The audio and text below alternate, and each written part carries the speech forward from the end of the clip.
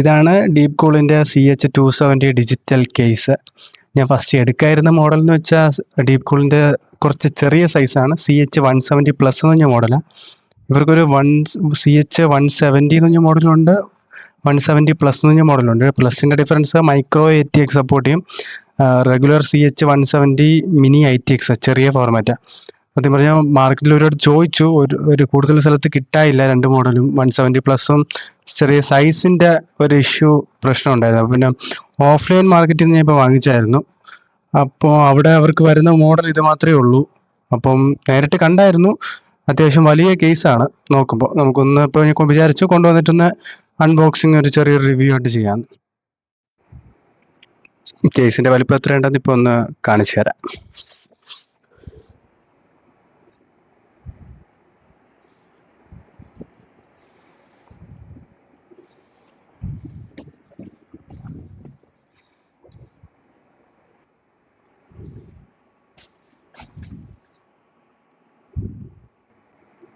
ഇപ്പം ഇതാണ് കേസ്. ഞാൻ ഒന്ന് സൈഡൊന്ന് കാണിച്ചു തരാം.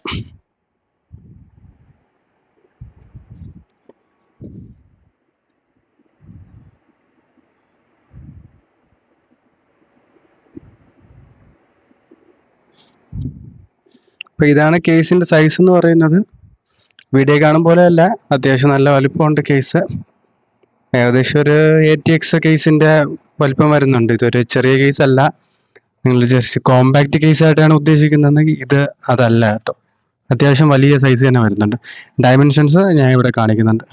ഞാൻ ഇതുവരെ ഉപയോഗിച്ചിരുന്നത് ഒരു ഫ്രണ്ടെക്കിൻ്റെ കേസായിരുന്നു.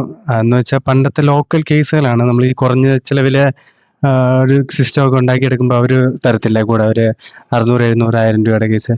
അതൊരു ലോക്കൽ കേസായിരുന്നു. ഇടയ്ക്ക് ഞാൻ മോഡിഫൈ ചെയ്ത് കുറച്ച് പരിപാടി കാണിച്ചു വെച്ചിട്ടുണ്ട്. അതിൻ്റെ ഡീറ്റെയിൽസ് ഒന്ന് കാണിച്ചു തരാം.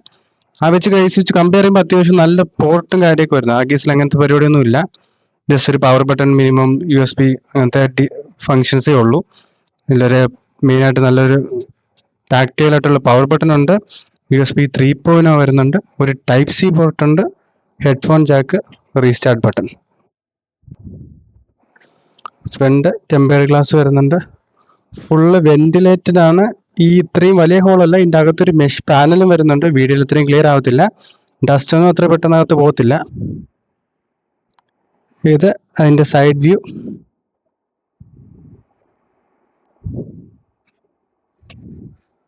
ഈ ഒരു സൈഡ് കാണാൻ ഇങ്ങനെ ഇരിക്കും. അതിൻ്റെ ബാക്ക് സൈഡ്. ഈ ഒരു കേസിൻ്റെ പ്രത്യേകത എന്ന് വെച്ചാൽ, സാധാരണ നമ്മൾ എല്ലാ കേസിൻ്റെയും ഇതാണ് കേസിൻ്റെ ബാക്ക് സൈഡ്. ഇവിടെയാണ് മദർ ബോർഡിൻ്റെ പോർട്ടൊക്കെ വരേണ്ടത്. എന്നാൽ ഇതിൻ്റെ മദർ ബോർഡ് ഇങ്ങനെ പിറകിലോട്ടല്ല വരുന്നത്. ശരിക്കും പറഞ്ഞാൽ ഏകദേശം പിറകിലോട്ട് പോർട്ടിരിക്കുന്നതിന് പകരം നമ്മൾ തലതിരിച്ച മദർ ബോർഡ് വയ്ക്കേണ്ടത്, പോർട്ടൊക്കെ താഴോട്ട് വരും. ഇതിൻ്റെ കേബിള് ഇതുവഴി കറങ്ങി ഈ പിറകു വഴിയാണ് വരേണ്ടത്. ഇത് ഗ്രാഫിക്സ് കാർഡൊക്കെ സ്ട്രെയിറ്റ് ഇങ്ങനെ നിൽക്കും. ഇവനെയാണ് ഇത്രയും നാൾ ഉപയോഗിച്ചുകൊണ്ടിരുന്നത്. അവസ്ഥ കണ്ടിട്ട് പേടിക്കൊന്നും വേണ്ട. ശരിക്കും ഞാൻ മോഡിഫൈ ചെയ്തൊരു സാധനമാണ്. ഞാൻ മുമ്പ് ഒരു ഫ്രണ്ടെക്കിൻ്റെ കേസ് പറഞ്ഞിട്ടില്ലേ, ജസ്റ്റ് ഒരു ലോക്കലായിട്ടുള്ള കേസ്. അതെന്ന് വെച്ചാൽ റെഗുലർ നമ്മൾ സ്കൂളിലൊക്കെ ഇരിക്കുമ്പോഴത്തെ ഒരു കേസാണ്. നമ്മൾ സ്കൂളിൽ IT ലാബിൽ ഇരിക്കത്തില്ലേ, അതേ സെയിം കേസിന് ഞാൻ മോഡിഫൈ ചെയ്ത് എടുത്തതേ ഉള്ളൂ. കൊറോണ സമയത്ത് ഫ്രീ ആയിരുന്നപ്പോൾ ഇങ്ങനെ കാണിച്ച പോലെ ആരാധങ്ങളാണ്. ഈ ഒരു കേസ് എന്ന് വെച്ചാൽ ഇത്രയും ഇതല്ല, കുറച്ചും കൂടി വലിപ്പമൊക്കെ ഉണ്ടായിരുന്നു ഇപ്പോൾ പരിപാടി. ഞാൻ ഇടയ്ക്ക് വെച്ച് പിന്നെ വെൽഡറെ കൊണ്ട് കട്ട് ചെയ്ത് എക്സ്ട്രാ സാധനമൊക്കെ വെൽഡ് ചെയ്ത് ഞാൻ തന്നെ ഇങ്ങനത്തെ വളച്ച് കട്ടൊക്കെ ചെയ്ത് തട്ടിക്കൂട്ടിയ ഒരു കേസാണ്. കണ്ടപ്പോൾ ഒരു ഇഷ്ടം തോന്നി ഇങ്ങനത്തെ ഈ ഫ്രണ്ട്. ആ സമയത്തൊന്നും വാങ്ങാൻ പൈസ ഇല്ലായിരുന്നു, ആ രീതിക്ക് ചെയ്തതാണ്. ഈ രണ്ട് ബട്ടൺസ് വെച്ചാൽ മൊമൻ്ററി ബട്ടൺസ് നമുക്ക് ഓൺലൈനിൽ കിട്ടും, 250 ആ റേഞ്ച് വരുന്നത്. അതിന് തന്നെ രണ്ടെണ്ണം എടുത്തിട്ട് പവർ ബട്ടണും ആക്കി, റീസ്റ്റാർട്ട് ബട്ടണും. ഇത് ജസ്റ്റിൻ്റെ അകത്തുള്ളതൊരു RGB ഫാനാണ്. ഇത് സെബ്രോണിക്സിൻ്റെ കമ്പനിയുടെ. ഇവിടെ ഒരെണ്ണം ഉണ്ട്, പിന്നെ ഇതിൻ്റെ അടിക്ക് ഒരെണ്ണം ഉണ്ട്. അങ്ങനെ രണ്ടിടത്തായിട്ട് കട്ട് ചെയ്തിട്ട്, സത്യം പറഞ്ഞ കൂളിംഗ് പരിപാടിയൊന്നും ഇല്ല. ഇത് ഇരുന്ന് ഓവർ ഹീറ്റ് ആവുകയാണ്. അതാണ് മെയിനായിട്ട് കേസ് ആവാനുള്ള കാര്യം. ജസ്റ്റ് ആയിട്ട് ഇത് ചെയ്തിരിക്കുന്നത് വെച്ചാൽ എന്താ, ചായ അരിക്കുന്ന അരിപ്പയില്ലേ, അതാ പണ്ട് അമ്മ അറിയാതെ എടുത്ത് ഇതിവിടെ കട്ട് ചെയ്ത് ഒട്ടിച്ച് കയറ്റിയ പരിപാടി. ഇത് കാര്യം ഇവനെ കാണാൻ ഒരു കോമാളി ലുക്ക് ഉണ്ടെങ്കിലും ഇതിൻ്റെ അകത്തിരിക്കുന്ന കമ്പോണൻസ് ഒന്നും ഒരിക്കലും ലോക്കൽ അല്ല. എല്ലാ കമ്പോണൻസും ബ്രാൻഡഡ് ആണ്. കൂളർ മാസ്റ്ററിന്റെ V3 മോഡലാണ്, ബ്രോൺസ് പവർ സപ്ലൈ ആണ്. ഗിഗാബൈറ്റിന് നല്ല ലേറ്റസ്റ്റ് ആയിട്ടുള്ളത് ഒരു നമ്മളെ ഇന്റൽ 12th ജെന്നിന്റെ അത്രയ്ക്ക് കുറച്ച് പഴക്കമല്ല. ഞാൻ എടുത്ത സമയത്ത് 2020 22 ആ റേഞ്ചിലൊക്കെ എടുത്തതാണ്. അത്യാവശ്യം നല്ല സംഭവമാണ്. എന്തായാലും ഇതിനെ അഴിച്ചിട്ട് ഇതിന്റെ അതിൽ കമ്പോണൻസ് കംപ്ലീറ്റ് നമുക്ക് പുതിയ കേസിലോട്ട് മാറ്റാം. അങ്ങനെ പരിപാടി ഇത് ഊരിയിട്ടുണ്ട്. ഏകദേശം ഇത്രയും ഒരു ഇതിലാണ് ഇരുന്നത്. നല്ല കണ്ടൻസ് ആയിട്ടാണ് നിൽക്കുന്നത്. പവർ സപ്ലൈ ഇളക്കിയിട്ടുണ്ട്, 550 വാട്ടിന്റെ പവർ സപ്ലൈ. ഇതാണ് സിസ്റ്റം. ബാക്കി മദർ ബോർഡും പരിപാടിയും എല്ലാം കൂടെ ഒന്ന് പുറത്തെടുക്കാം. ഇതാണ് നമ്മളെ ഫുൾ സിസ്റ്റം.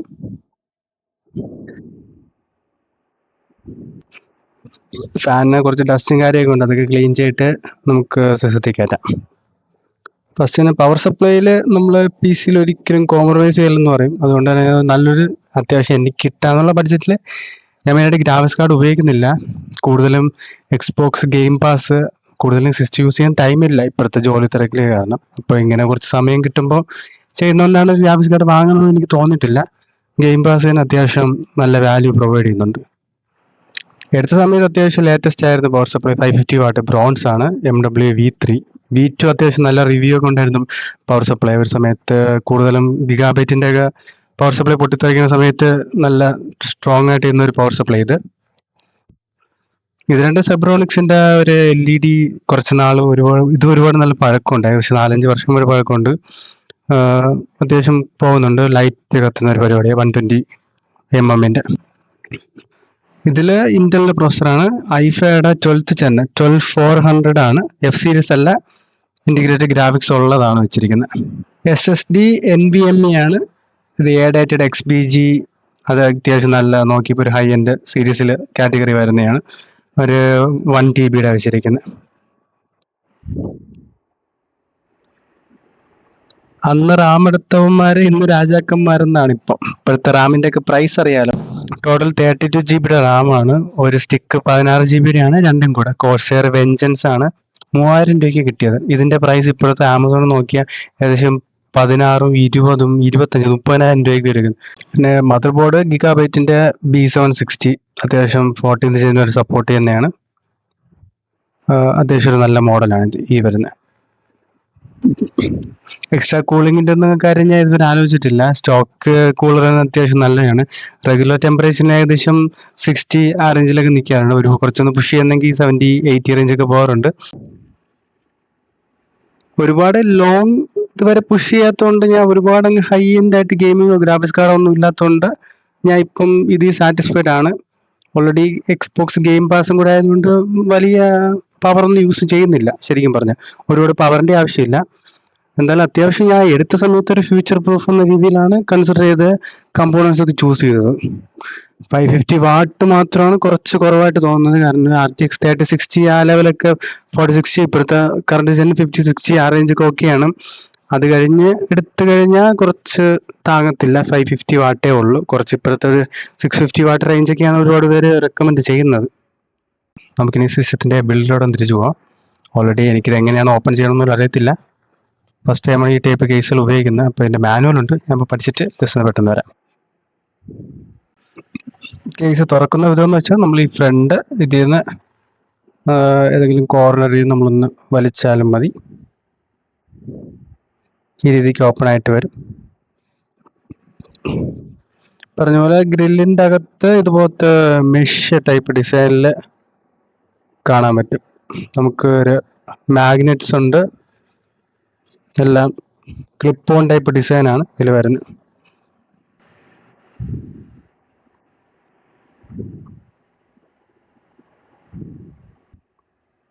ടോപ്പാൽ ഇളക്കിയ ഫ്രണ്ട് ടെമ്പേർഡ് ഗ്ലാസിന്റെ മുകളിൽ 2 സ്ക്രൂ വരുന്നുണ്ട്.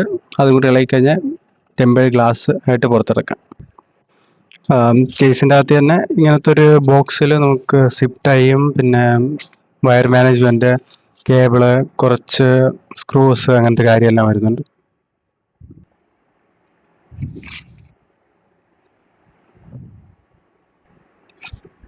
മൊത്തത്തിലായിട്ടുണ്ട് അസംബിൾ ചെയ്യാനായിട്ട് നമുക്കിതിൻ്റെ ബാക്ക് സൈഡിലത്തെ പോർഷൻ കൂടി അളക്കാം. മദർ ബോർഡ്, ബാക്കി വയറിംഗ് മാനേജ്മെന്റ്, ബാക്കി പവർ സപ്ലൈ ഒക്കെ ഇൻസ്റ്റാളേഷൻ ഒന്ന് ചെയ്ത് നോക്കാം.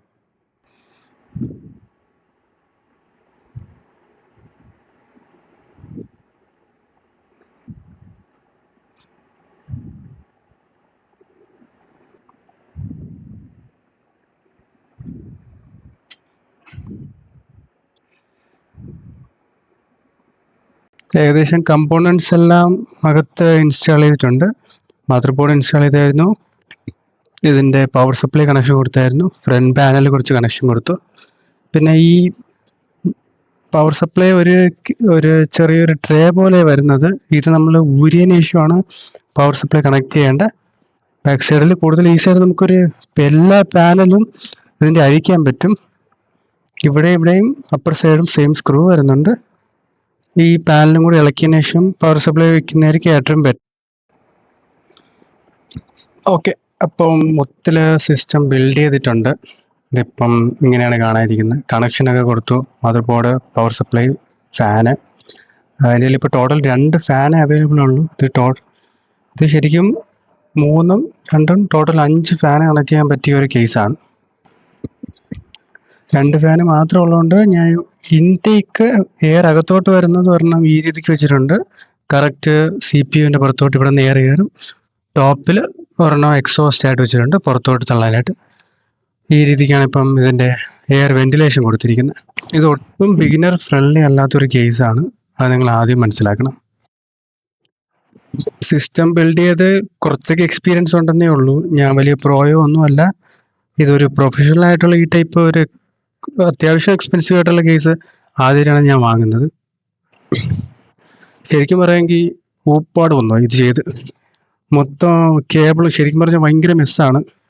ഇതിപ്പം നിങ്ങൾ ഫസ്റ്റ് ഒരു പോയിന്റ് ചെയ്യേണ്ടതെന്ന് വെച്ചാൽ, ഒരിക്കലും ഈ ഫസ്റ്റ് കാണുന്ന ഒരു ഹോള് സെക്ഷൻ വരുന്ന അതുവഴി കേബിള് പുറത്തോട്ട് എടുക്കല്ല. കാരണം അകത്തോട്ട് ഇതിൻ്റെ ഡിസൈൻ പോയിരിക്കുന്ന ഈ കേബിൾ ഹൈഡ് ചെയ്യേണ്ടത് തൊട്ട് താഴത്തെ ഇത്രയും പോർഷനാണ്. ഒരകത്തോട്ടൊരു കേബിനായിട്ടുള്ള സ്പേസ് ഉള്ളത് ഈ താഴത്തെ പോർഷൻ മാത്രമാണ്. മുകളിലൂടെ നിങ്ങൾ കേബിൾ റൗണ്ട് ചെയ്ത് കംപ്ലീറ്റ് എന്നെ പോലെ ചെയ്ത് കഴിഞ്ഞാൽ കംപ്ലീറ്റ് കേബിളും തിരിച്ച് ഊരേണ്ടി വരും. കാരണം ബാക്ക് പാനൽ അടയത്തില്ല. എനിക്ക് ഈ കേസ് ബിൽഡ് ചെയ്തതിന് ഏറ്റവും നമ്പർ 1 ടിപ്പ് എല്ലാവർക്കും തരാനുള്ളതെന്ന് വെച്ചാൽ, കംപ്ലീറ്റ് പാനലും 3 സൈഡിലും, ഈ ഫ്രണ്ട് സൈഡിലെയും ബാക്ക് സൈഡിലെയും ഈ റൈറ്റ് സൈഡിലെയും 3ഉം പാനൽ ഊരിയതിന് ശേഷം ബിൽഡ് ആരംഭിക്കുക. ഞാൻ ഫ്രണ്ട് ഇത് വെച്ചുകൊണ്ട് ചെയ്ത് ഇപ്പം ബിൽഡ് ചെയ്തതിന് ശേഷം തോന്നുന്നു ഏറ്റവും ബെസ്റ്റ് ഇതും കൂടെ ഊരിയിട്ട് ചെയ്യുമായിരുന്നെങ്കിൽ കുറച്ചും കൂടെ എളുപ്പമായിരുന്നേനെ. സ്റ്റിൽ കുറച്ച് ഡിഫിക്കൽട്ട് ആയിട്ടുള്ള ബിൽഡാണിത്. കുറച്ച് എക്സ്പീരിയൻസ് ചെയ്ത് PC ബിൽഡ് ചെയ്ത് എക്സ്പീരിയൻസ് ഉള്ളവർക്ക് പറ്റിയ ഒരു കേസ് ഡിസൈനാണ് ഇത് വരുന്നത്. കേസ് ഫുള്ളി അപ്പോൾ അസംബിൾ ചെയ്തിട്ടുണ്ട്. ജസ്റ്റ് ഇനി പുറത്തെ പീലും കൂടെ ഇളകി കളഞ്ഞേക്കാം. ആക്ച്വലി കൊള്ളാം, ഡീസൻ്റാണ് സാധനം. ബേസിക്കലി നല്ലൊരു ഷോ കേസ് സിസ്റ്റം തന്നെയാണ് ഇത് വരുന്നത്. സൈഡ് വ്യൂ ഈ രീതിക്ക് വരും. വേറൊരു ഇമ്പോർട്ടൻറ്റ് ഡീറ്റെയിൽ വിട്ടുപോയെന്ന് വെച്ചാൽ, ഇതിൽ Type-C പോർട്ട് ഇതിൽ വരുന്നുണ്ട്. അകത്ത് വരുന്ന Type-C കണക്റ്ററാണ് ഇതിൻ്റെ അകത്തുള്ള മദർ ബോർഡ്. Type-C കണക്റ്റർ ഒരു ഡിഫറെൻറ്റ് ടൈപ്പ് ഒരു പോർട്ട് വരുന്നുണ്ട്. അതെന്ന് വെച്ചാൽ എൻ്റെ ഈ മദർ ബോർഡിനില്ല. എൻ്റെ ഈ മദർ ബോർഡ് എന്ന് വെച്ചാൽ ഇത് ഗിഗാബൈറ്റിൻ്റെ B760M D2H DDR4 വെർഷനാണ്. ഇനി എന്തായാലും USB 3.0 കണക്റ്റർ എല്ലാം വർക്കാവും. ബാക്കിയെല്ലാം ഇത് എക്സെപ്റ്റ് ഫോർ Type-C ഒക്കെ, കാരണം അതിൽ അങ്ങനത്തെ ഒരു പോർട്ടില്ല. വേറൊരു ഓപ്ഷൻ എന്ന് വെച്ചാൽ, ഇപ്പം ഇത് നമുക്ക് ഇതിലൊക്കെ കിട്ടും ആമസോണിലൊക്കെ. ഇത് USB 3.0 ഇപ്പം സ്ട്രേറ്റ് നോക്കിയാൽ കാണാൻ പറ്റും. നമ്മൾ ഈ കണക്ട് ചെയ്തിരിക്കുന്ന cable 3.0 port two Type-C connector എന്ന് പറഞ്ഞൊരു അഡാപ്റ്റർ വരുന്നുണ്ട്. 10,000 രൂപയ്ക്ക് ജസ്റ്റ് നോക്കിയപ്പോൾ ആമസോണിൽ കണ്ടത്. അത് വെച്ചാൽ ഇത് സോൾവ് ചെയ്യാം. എന്ന പ്രശ്നം എന്ന് വെച്ചാൽ, അങ്ങനത്തെ 2-3 പോർട്ട് മദർ ബോർഡ് ഉണ്ടെങ്കിൽ ഓക്കെയാണ്. എനിക്ക് എന്തായാലും ഇപ്പോൾ സിംഗിൾ പോർട്ടേ ഉള്ളൂ. അങ്ങനെ ചെയ്ത് കഴിഞ്ഞാൽ ഫ്രണ്ട് USB എനിക്ക് യൂസ് ചെയ്യാൻ പറ്റത്തില്ല. കാരണം ഇതിൽ USB 2.0 പോർട്ടില്ല. അല്ലെങ്കിൽ വേറെ ഒരുപാട് പരിപാടി ചെയ്യേണ്ടി വരും. PCIന്ന് ഇതുപോലത്തെ C എടുക്കുന്നത്, അല്ലെങ്കിൽ PCIന്ന് ഇതുപോലെ USB 3.0 കൺവേർട്ടർ, അങ്ങനെ ഒരുപാട് പ്രൈസ് പിന്നെ എക്സ്പെൻസായി പോകും. ഇപ്പം എനിക്ക് എൻ്റെ ആവശ്യമില്ല. ജസ്റ്റ് 200 റുപ്പീസിൻ്റെ USB to C ചെറിയൊരു അഡാപ്റ്റർ പോലത്തേക്ക് വരുന്നുണ്ട്. ഇപ്പം പോപ്പുലറായിട്ട് എല്ലാ ഷോപ്പിലും കിട്ടുന്ന വെച്ചാൽ പോർട്രോണിക്സിൻ്റെ 200 റേഞ്ചിലൊക്കെ വരുന്നുള്ളൂ. നിങ്ങൾക്ക് ചിലപ്പോൾ ഓൺലൈനിലൊക്കെ നോക്കി 150-100 പല ബ്രാൻഡിലും വരുന്നുണ്ട്. അതിൻ്റെ ആവശ്യമുള്ളൂ ശരിക്കും പറഞ്ഞു. ഇതിപ്പോൾ എക്സെപ്റ്റ് നിങ്ങൾക്കത് വേണമെങ്കിൽ അങ്ങനത്തെ മദർ ബോർഡ് ഉണ്ടെങ്കിൽ ബെറ്റർ ആയിരിക്കും. ഈ കേസ് താല്പര്യമുള്ളവർക്ക് ഓൾറെഡി മനസ്സിലായി കാണും, ഇതൊരു സാധാരണ കേസല്ല. കാരണം എല്ലാ കേസിൻ്റെയും ഫ്രണ്ട് തൊട്ട് പിറകെ സൈഡിലായിരിക്കും കൂടുതലും മദർ ബോർഡിൻ്റെ ആ പോർട്ടൊക്കെ വരുന്നത്. ഇതെന്ന് വെച്ചാൽ സൈഡിലായിട്ട് താഴെ വഴിയാണ്. എന്ന് വെച്ചാൽ മദർ ബോർഡ് ശരിക്കും പറഞ്ഞാൽ അപ്സൈഡ് ഡൗണാണ്. ബേസിക്കലി ഫ്രണ്ടിയും താഴെ ഭാഗത്താണ് ഇതിൻ്റെ IO port, power supply, graphics card connector എല്ലാം വരുന്നത്. പിന്നെ ഈ ഒരു കേബിൾ വരുന്നത് വെച്ചാൽ ഇത് ഓൾറെഡി പറഞ്ഞ പോലെ ഡിസ്പ്ലേ ഫ്രണ്ടിൽ വരുന്നതാണ്. കണക്ട് ചെയ്ത് ഇതിൻ്റെ ഡീപ് കൂളിൻ്റെ സോഫ്റ്റ്വെയർ കുറച്ച് ഇൻസ്റ്റാൾ ചെയ്ത് കഴിഞ്ഞാൽ അതിനെക്കുറിച്ച് ഒന്ന് നോക്കണം. ബേസിക്കലി കുറച്ച് കഴിഞ്ഞിട്ട് നിങ്ങൾക്ക് ഇവിടെ കംപ്ലീറ്റ് ഡീറ്റെയിൽസ് അറിയാൻ പറ്റും. ഇവിടെ ആയിരിക്കും വരുന്നത് CPU, ടെമ്പറേച്ചർ എല്ലാം, പവർ ഡ്രോ എത്രയാണ്, അങ്ങനത്തെ ബേസിക് കാര്യങ്ങളെല്ലാം. കേസ് ഓർഡർ ചെയ്ത സമയത്ത് എൻ്റെ ഒരു ചെറിയ കൺസേൺ എന്ന് വെച്ചാൽ ഇതായിരുന്നു. കാരണം ഓൾറെഡി നിങ്ങൾക്ക് അറിയുന്നുള്ള പോലെ ഇത് കമർത്തി വെച്ച് കഴിഞ്ഞാൽ ആകെ ഈ പറയുന്ന ഇത്രയും നീളം, ഒരു പറഞ്ഞ പോലെ 5-6 സെൻറ്റിമീറ്റർ മാത്രമേ ഒരു ഗ്യാപ്പുള്ളൂ. ജസ്റ്റ് ഞാൻ മെയിനായിട്ട് നോക്കാൻ കാര്യം ഈ HDMI കേബിൾ എന്ന് വെച്ചാൽ പറഞ്ഞ പോലെ കുറച്ച് റിജിഡാണ്. ഓൾമോസ്റ്റ് ഇത്രയും ഒരു ബെൻഡ് റേഷ്യോ വരുന്നുണ്ട്. കേബിളൊക്കെ ഒരു പോയിന്റ് കഴിഞ്ഞ് ബെൻഡ് ഓവർ ടൈം ഇങ്ങനെ ഇരുന്ന കേബിളും ഡാമേജ് ആവാം. ആ പ്രഷറിൽ മദർ ബോർഡിൻ്റെ പോർട്ടോ റെയർ കേസാണ്, എന്നാലും ഡാമേജ് ആവാനുള്ള ചാൻസ് കൂടുതലാണ്. എന്തായാലും ഇതൊന്ന് കണക്ട് ചെയ്ത് നോക്കാം. അത് എങ്ങനെയാണ് വരുന്നത്.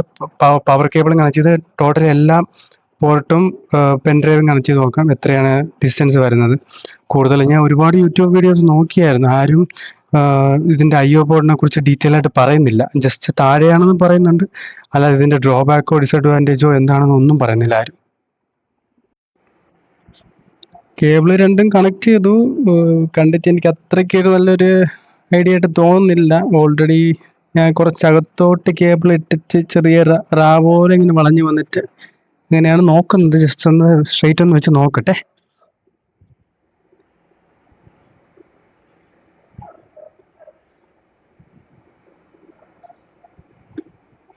സ്ട്രെയിറ്റ് ആയിട്ട് ഇരുന്നു. ജസ്റ്റ് ഈ സൈഡും കൂടെ ഒന്ന് നോക്കി നോക്കാം.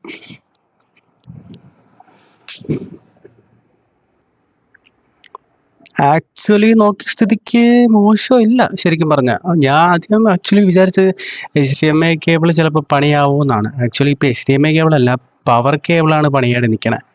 അതും ആക്ച്വലി കുഴപ്പമില്ലാതെ ഞാൻ പറയാം. എന്നാലും ഇതൊക്കെ ഹൈ വോൾട്ടേജ് കേബിൾ ആയതുകൊണ്ട് ഈ റെസിസ്റ്റൻസ് കൂടാനുള്ള ചാൻസും ഉണ്ട്. ഞാൻ പറയുന്ന എല്ലാം ജസ്റ്റ് വേസ്റ്റ് കേസ് സിനാറിയോ ആണ്. എന്നാലും ഒരു ജാഗ്രത.